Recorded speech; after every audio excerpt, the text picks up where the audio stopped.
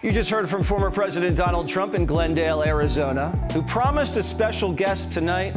And unlike Kamala, he actually delivered. A Kennedy, not the type of guy you'd expect to see at a MAGA rally. But today, he shook up the presidential race by announcing he was suspending his campaign and endorsing Trump.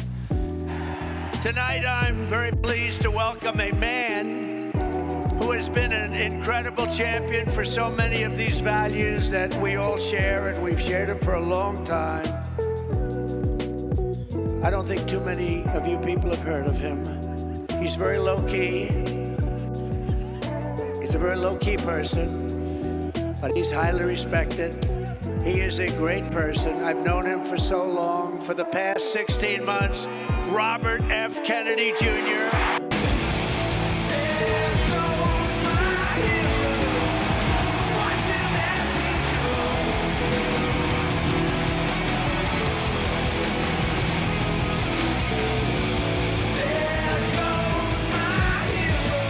I don't think I've ever introduced anyone that got applause like he just got. I must tell you, I don't think it's true. I don't think I've ever introduced anybody that got applause like that.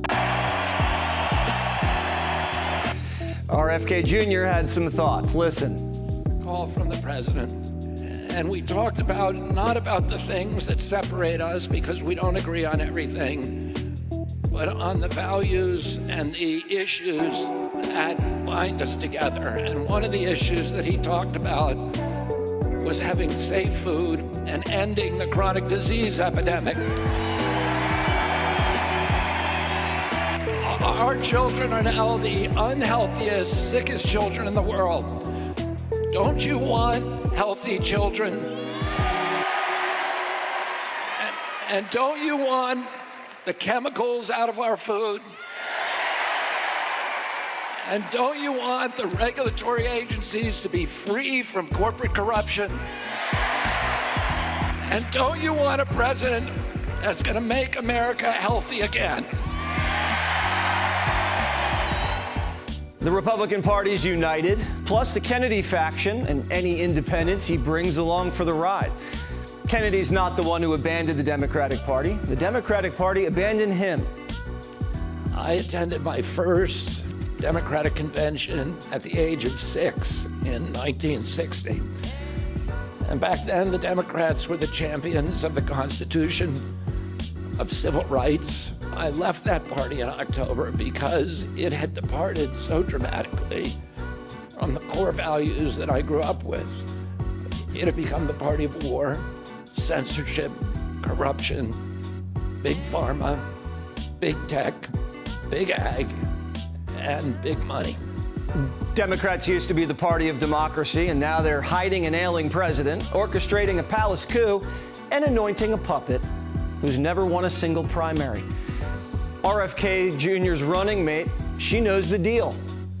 Kamala Harris is dangerous to me because she is the ultimate puppet for an organization that has, I believe, since President Obama, not actually run real people. They have selected amongst a very small group of individuals that they can control and dictate policy over. Kennedy dropping out and endorsing Trump could spoil the machine's party.